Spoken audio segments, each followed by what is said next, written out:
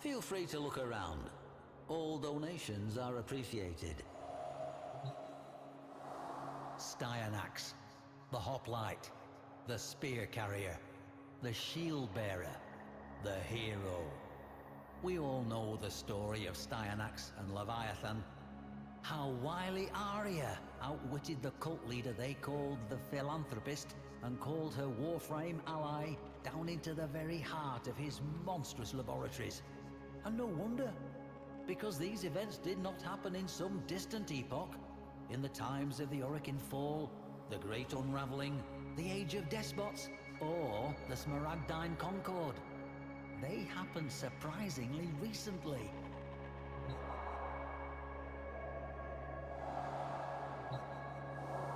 We have so many monsters.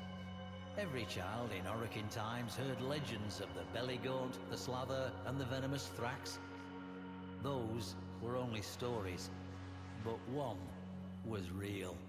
Its creator was dubbed the Philanthropist.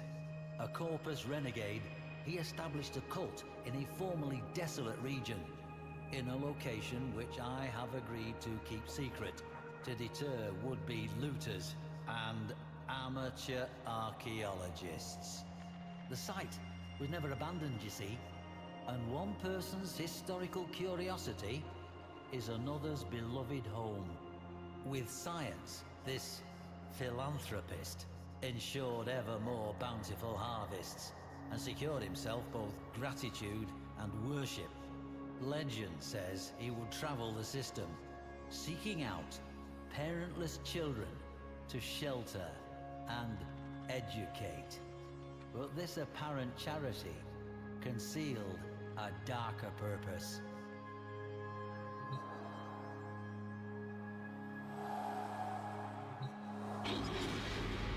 The Shield of Styanax, emblematic of his vow to protect those in danger. Young Arya was certainly in danger, and well she knew it. Along with her older brother, Darrow, she was one of the Philanthropist's chosen. When they came of age, they will be summoned for a ceremony called Ascension Day, at which they would be taken to dwell with the Philanthropist in eternal paradise. Certainly, none of those taken were ever seen again. I do not know how Styanax became Arya's protector, but I am certain Arya knew that when the Philanthropist came for her, her ally would be waiting in the shadows.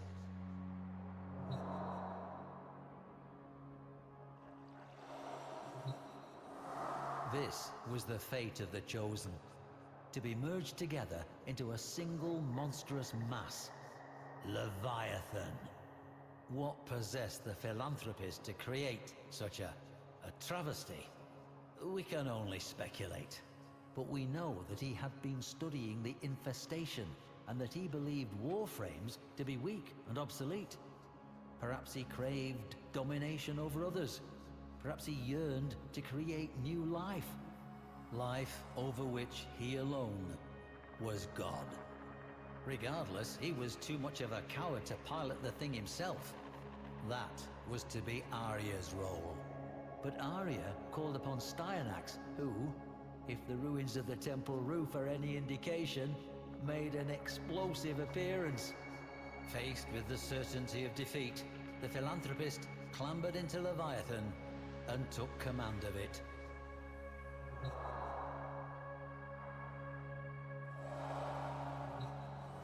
Sketches of the Sinmora helmet were discovered among Arya's possessions, implying Styanax had a different earlier appearance. Arya must therefore have been in contact with Styanax long before her Ascension Day, but how? There is a story that crops were found flattened in those fertile fields in the shape of a lotus flower, not easily visible from the ground, but detectable by an automated satellite. Styanax was there to defend Arya, and defend her he did. Colossal fist met unyielding shield, again and again, with agility and endurance. The Warframe outpaced his towering foe. As the Warframe and the monstrosity did battle, Arya saw a familiar face among the multitude. Her brother, Darrow. His blank eyes showing no sign of recognition.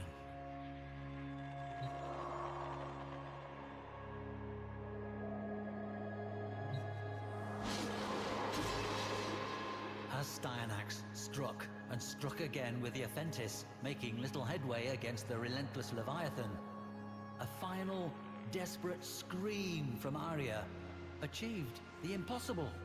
It awoke Darrow. From out of those thousands of fused bodies, a single mind was suddenly saying, no. Latching his remaining arm around his tormentor's throat with the very last of his life's strength, the doomed Darrow distracted the philanthropist long enough for Styanax to act. One last act of love and protection for his sister. But the Warframe hesitated. It seems he understood the importance of Darrow's rebellion. If one mind could turn upon its master, why not all of them? With but a gesture, he gave the captive minds their freedom.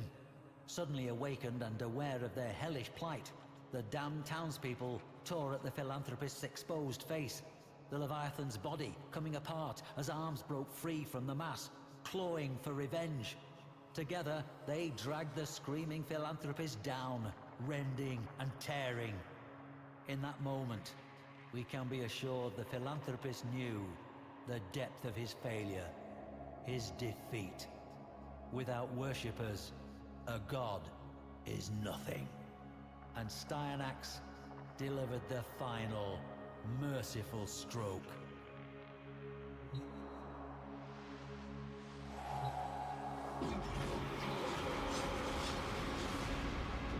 Imagine the horror the non-chosen felt in the aftermath. Fear, uncertainty, and above all, unquestioned habit had allowed a monster to flourish. Arya took over the cult and made it a community instead. They still thrive to this day, or so it is claimed.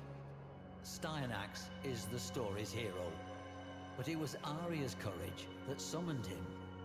All revolutions begin when one voice dares to say, I will not.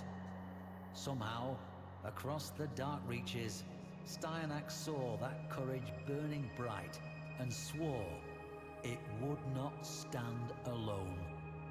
I would visit Arya's temple myself, but I am indisposed at present. A long-standing condition. All donations are, of course, appreciated.